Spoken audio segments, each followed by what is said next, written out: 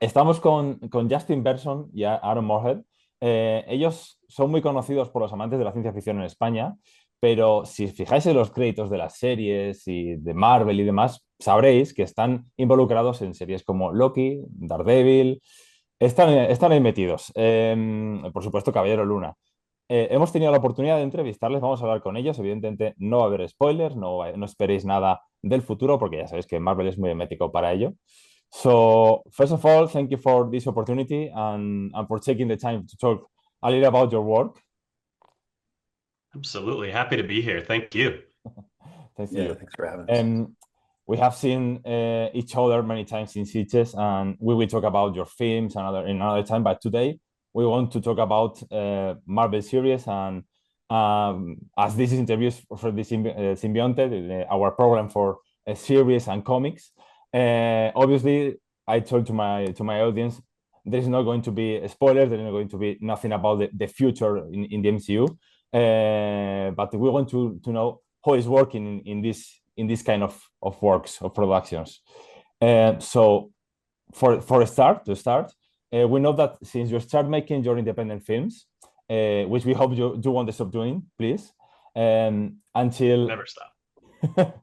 until your experience with the Marvel series, there have been other projects between such Archive 81 or the Twilight Zone. I love this series. Tell us about your first contact or your involvement in the MCU. Well, of course, well, actually, Justin, you have a even longer history. Like, what was the first Marvel comic you ever read? Man, the first Marvel comic I read. Um, Actually, yeah, I mean, Aaron, you've heard part of this story. So, when I was like 7 years old, I saw the Batman Mike with Michael Keaton for the first time, Tim Burton's first one. And it got me really interested in Batman comic books. So I started reading Batman comic books, and I was like roughly third grade.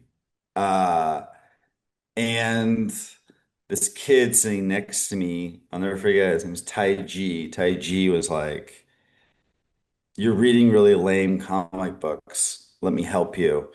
And he got me reading his big thing was Moon Knight and the Punisher. And I always tell Aaron it is so weird that like you have this memory of being a child and someone like kind of like pushes something on you, and then you become an adult and you just like happenstance into like making live action content Yeah, about those characters. It's a lot of comic book characters. yeah, yeah. And for me, I don't know exactly like my. Actually, I'll tell a different side of the story, which is the so we got started, of course, making independent horror films, and we are still making them. Yeah. We will make them till we die. And in doing so, we got to go all over the world and meet other filmmakers and go to film festivals where everybody kind of goes to meet, and especially like Citrus where we met Mhm. you many times. And in doing so, there's one person who's kind of like a bit of a godfather figure within the horror film community, which is C. Robert Cargill. Okay. And Cargill wrote Doctor Strange, but Yeah. also he is just an unbelievable human being and a really good dungeon master for Dungeons and Dragons during COVID. Ooh. And because of that, I think that was probably like our way in because via Cargill, we also, of course, met Scott Derrickson, his creative partner, and Scott's the director of The Black Phone and Doctor Strange and all of that. And so while they were working at Marvel, that some collaboration between that and our agents, we think that our names just ended up getting brought up somewhere so that we would end up in our first pitch meetings for writing and directing Marvel stuff. Mhm. And how do you feel when you receive the first email or the first conversation to work in Marvel? Oh, we truly it was crazy. Okay, so we were especially in disbelief because like I'm not exaggerating. We got so many no's before we got that yes. Yeah. Like so many. Yeah, Like more than most people. yeah, yeah. We actually got a lot of no's within Marvel before we got the yes within Yes, Marvel. yeah. Like Yeah. we were. It was kind of funny. Like whenever we'd come in for a pitch of some kind, I got the sense that Feige was like, "You guys again. All right, someday we're gonna do something." You know?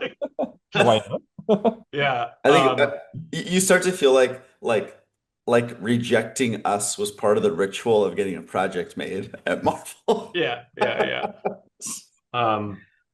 But yeah, it was it's interesting where the anytime we got a call for working um in the industry, Mhm. because I we have a phrase actually, so do you know the phrase director jail? Director jail is a theoretical place where directors go when they lose a studio a whole lot of money. I mean, Okay. it's like they're in jail, like they don't get to make another studio movie. Yeah. Well, the thing is independent filmmakers are born in director jail. That's their home. You know, that they're already indie filmmakers. They don't get to make studio movies either. Mhm. So you know, I mean, feeling like you're in director jail anytime a studio would call, like Netflix for Archive 81, or we did our first ever actual job was Jordan Peele's reboot of The Twilight Zone. Um, Anytime we get that call, it feels like a little bit of a prank. Where where we're like, you don't really want us, you know?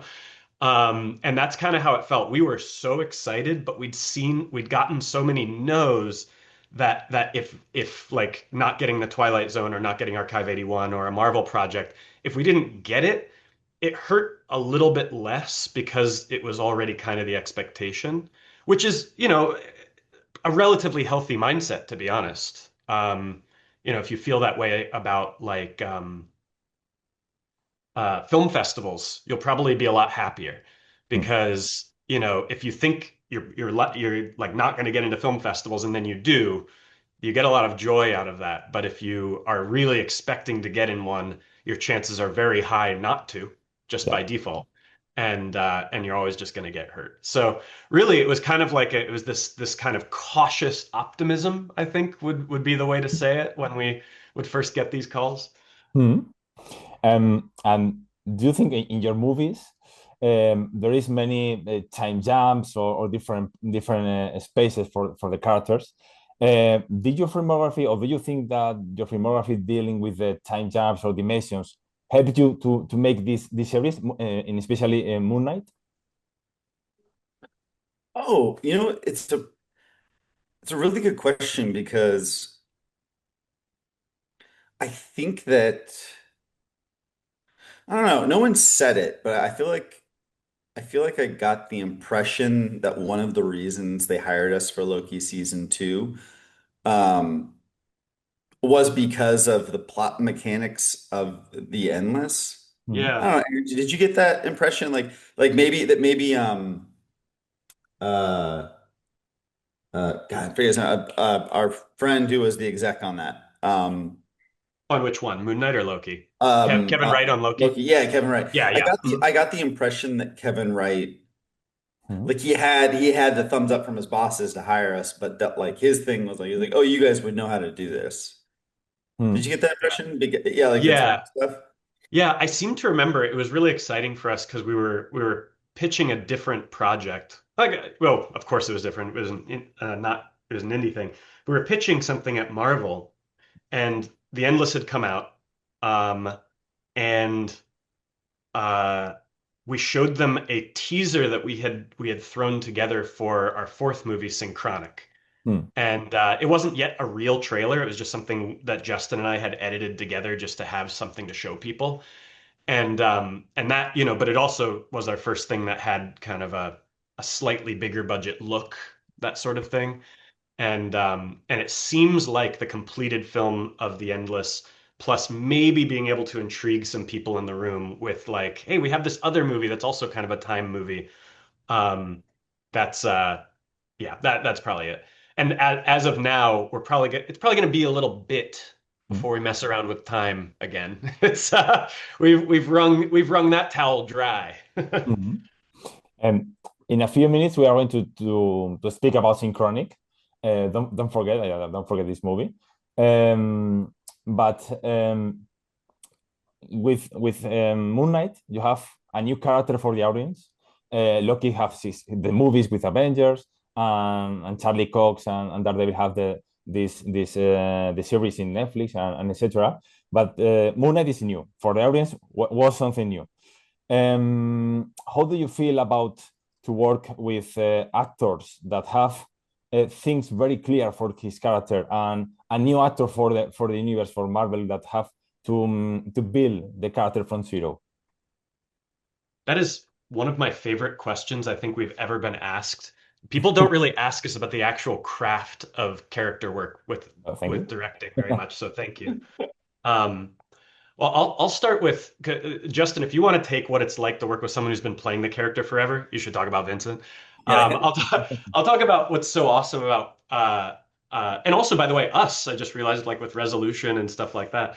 But uh, building a character from scratch is probably it's one of the great unsung joys of being able to be a director and a writer. Hmm. It's if there's a world where the script and the director and the actor are all very much on the same plane, Yeah. it's the most exciting wellspring for creativity because it gives room for surprising each other with and the surprise is always a delight where Hmm. you don't realize the filter that the actor is putting the script through.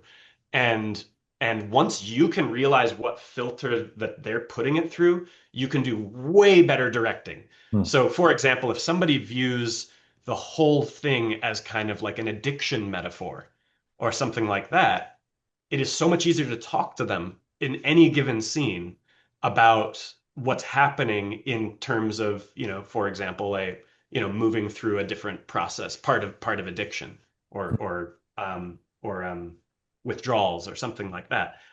And and so you can do that when it's a brand new character and all bets are off. And in Marvel, there are no brand new characters per se, of course, because they've been written for years and years and years.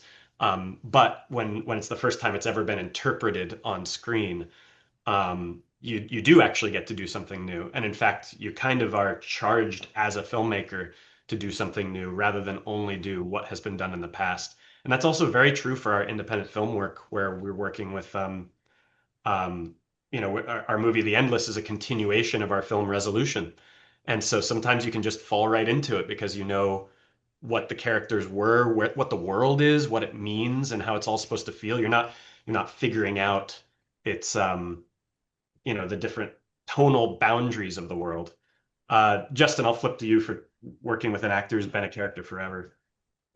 Hmm. Yeah, I mean, one really interesting experience we've had uh, in the industry at large, working with really seasoned actors who have been playing a character for a very long time, and obviously I'm referring to Vincent D'Onofrio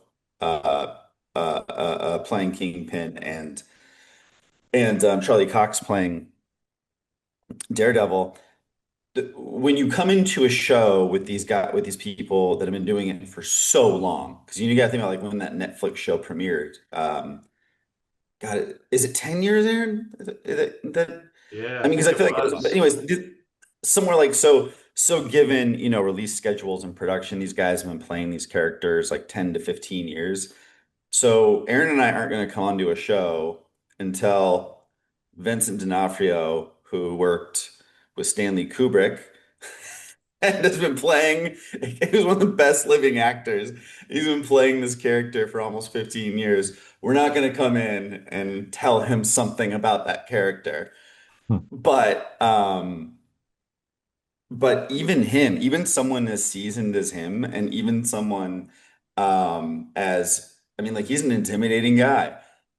He wants feedback very much so.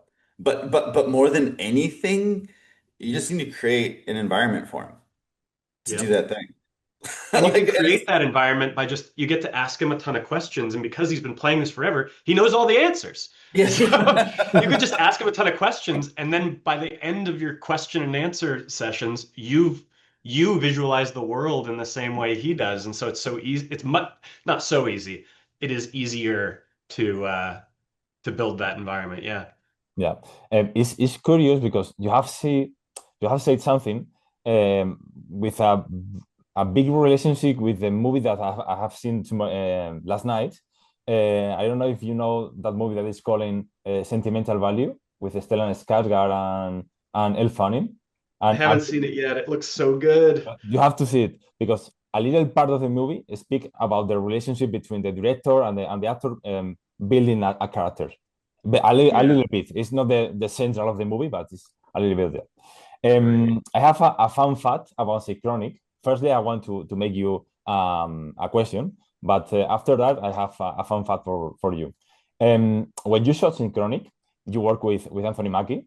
Everybody knows that plays Falcon in the Marvel Cinematic Universe. In this moment, you speak with him about how is work with Marvel or is it difficult? Everything of that. He was. Oh, go ahead, please. well, the two things, I'll say two quick things. One is that he is he is suggested to us that he did have something to do with us getting hired. Right. Like someone they had asked him what we were like to work with or something. I don't know. I don't believe me. He's we have a really good relationship with him, and he's just a really nice guy. I probably did help us out a little.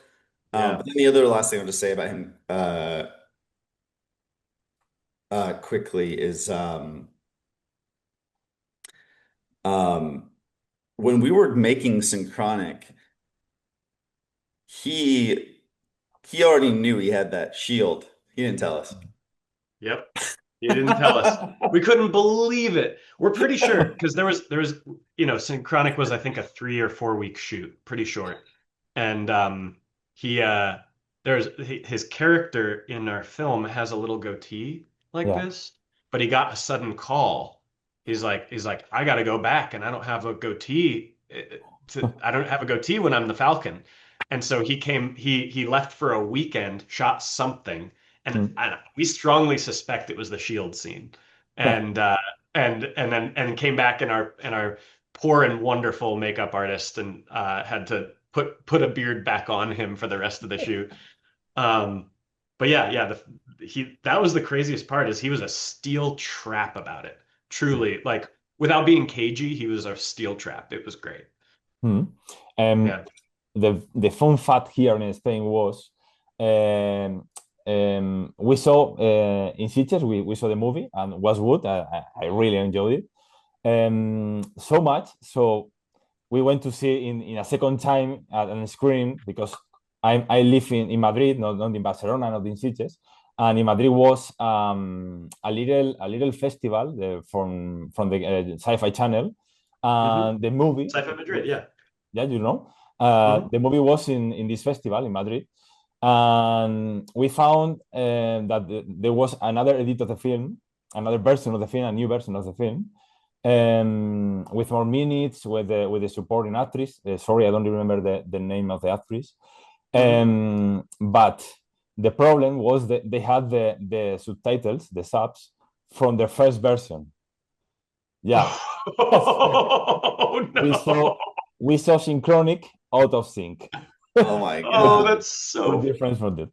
This is that's the a really good pun. I yeah. appreciate. Actually, you know what's really funny? So in Synchronic, it has a relatively American concept of a over-the-counter drug that you can buy at a smoke shop. Hmm. Um, what's really funny is they currently in smoke shops have a over-the-counter thing called Synchron. And so I really love that they actually named a smoke shop drug the Hmm. same name as our movie, basically. Wow. Um, You know what's yeah. crazy is, and I haven't thought about that forever, but they the chances someone didn't see the movie and Yeah. didn't think it'd be a It- clever thing, right? yeah. But it's funny to me the idea was like, oh, what do we do soon? Yeah. Like they're already doing so many legal gray area things. Like, Yeah, yeah. This is one where I haven't figured out if it's actually one of those because I have a suspicion it's basically 5 Hour Energy yeah. because I thought that and then I saw an ad for it on the side of a bus because Hmm. it's like Otani is like their sponsor or something and I was like, oh, maybe this isn't Smoke Shop, but the story's great anyways because I saw it right next to the register in a smoke shop once. I was like, yeah. Yeah. So now it's your turn for a funny fun fact, because there is always anecdotes or interesting things in what happens on set. Something that you can tell us, obviously. Do you remember any particular, for example, your cameo your cameo with the hand in Daredevil? Let's see. That's no. Actually, you know what? This is worth talking about. This is really fun. So within the first few minutes of Daredevil, there's a quick shot of myself just going like that to the camera. And the reason is when we came on, this is okay to tell, right, Justin? Yeah, I think so. Okay. When we came on, uh, the one of the tasks, there were many, many tasks for what we were going to be doing to shape this show. One of them was to make New York City feel alive and make it feel like a character.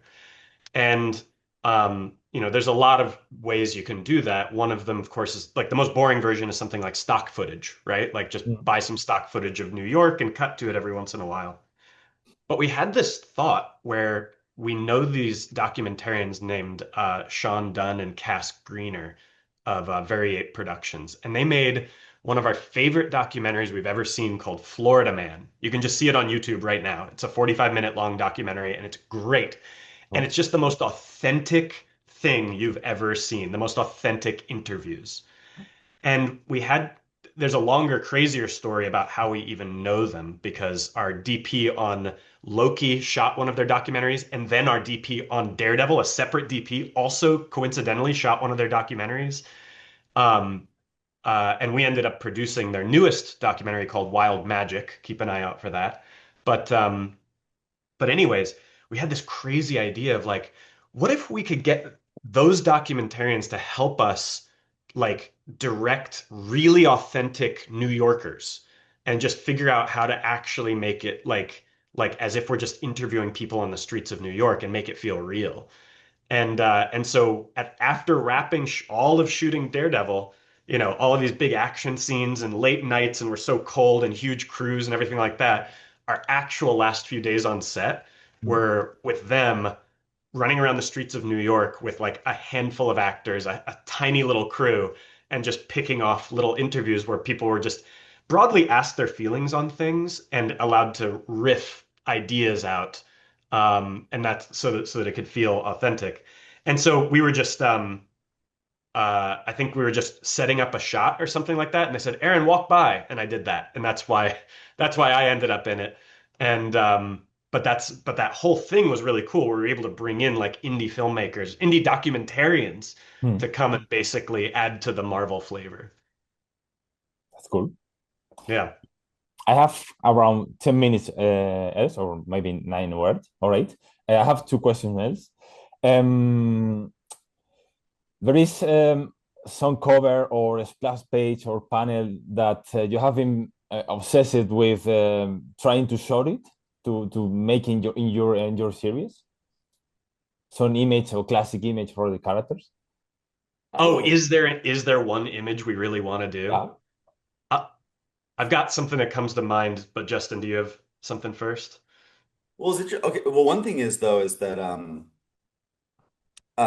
one of the things we were tasked with Daredevil Born Again was sort of celebrating and giving homage to some of the classic panels from Frank Miller's book, even though we obviously weren't really doing the content of Daredevil Born Again, the comic, because that was done in season 3 of the Netflix show.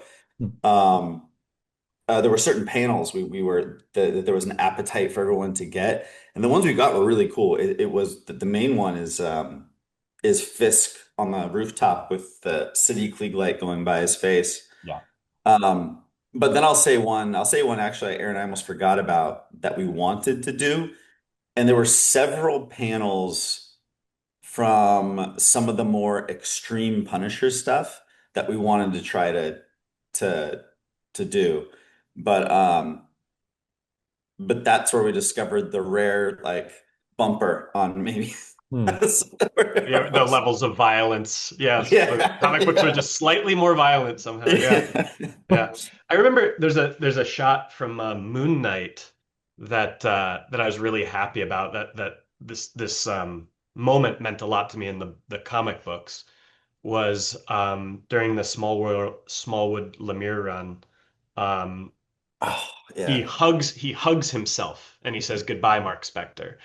And although we don't have that as like the climax of Moon Knight, there is a moment where um, uh, Stephen and Mark's characters had been separated, and then they finally find each other again. And even though they've been so antagonistic towards each other, they just instinctually hug. And I believe it was Oscar's idea for that to happen right there. I could be wrong, but when he said it, we were all like, "Yes, we found a way." We found a way to get that meaningful moment. And it's interesting, like working within that ecosystem. Sometimes those images can, like, as long as you're not forcing it, as long as the story can take you there, like it's kind of like this is funny to say, but it's kind of like an indie film when your budget puts bumpers on what you can do, and it's actually what is it? What's necessity is the wellspring of creativity? What is it exactly? Not necessity. Um, what Limitation? is that? Is it What is it? limitation? Is it limitations? Yeah, yeah. Limitations are the wellspring of creativity, or something like that. Weirdly, it kind of feels like that, where you're sometimes able to like chain certain ideas together that you know are good. And sometimes it doesn't work out, then you got to be careful for that. But when it does, you get special moments and Hmm. images like that. Cool. Um, Yeah. the last question, quick question. Um, what comic book or character would you like to adapt? Any Oh, kind of franchise or any kind of universes? I think so. I think any filmmaker who says they wouldn't do Batman is lying to you. Yeah. Probably still Yeah. do it now. Anything Batman adjacent sounds Yeah. great. Uh, Dead Man would be fun. Dead Hmm. Man would be fun. Um, You know what? You know what's one I've always been fascinated by, just in principle, is Nightwing. Because Oh. I think there's just something really interesting about a grown man who grew up in the shadow of Batman as Robin. He didn't have parents, so Batman was like his dad. And then suddenly he's kind of too old to be Robin anymore. Mhm. And he's out trying to be his own thing. And he's Nightwing. And he has like iconography from Batman on him.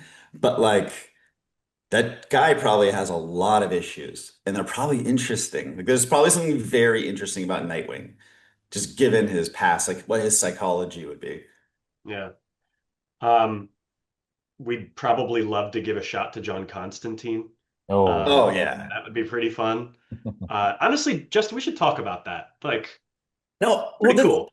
the thing is though, is like the source material from Garth Ennis is Mhm. true. I mean, it's some of the greatest. It's like Alan Moore level comic book writing.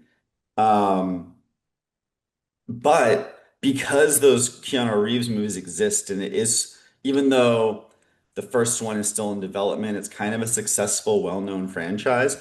I don't know if Keanu Reeves' Constantine and our Constantine can both exist. I don't. I mean, Yeah, I maybe just. so. I don't know. Yeah. By the way, you'll love this. Uh, my dad was just like, "Oh, did you hear about Keanu Reeves? He's dying of stage 4 lung cancer. What a poor, he's such a great guy too. An AI image of Keanu Reeves in the hospital or something, and it was convincing. I mean, we all can get got, but oh yeah, and he had something about cigarette smoking there, and of course, so got fooled by an AI image. But then I was like, hang on, Dad, wait, isn't that the plot of Constantine? It was like, it is the That's plot of Constantine. hilarious. Yeah, yeah, yeah. So I love that somebody was like, okay, people are.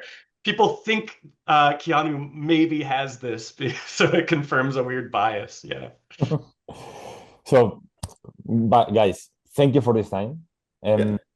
As I said, in another opportunity, we are going to speak about your movies, obviously. And I hope so to see you in the next year in Sitges.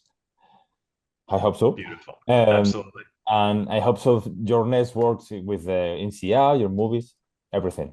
Thank you so much. Beautiful. Thank you so Thank much. you. Appreciate you, man.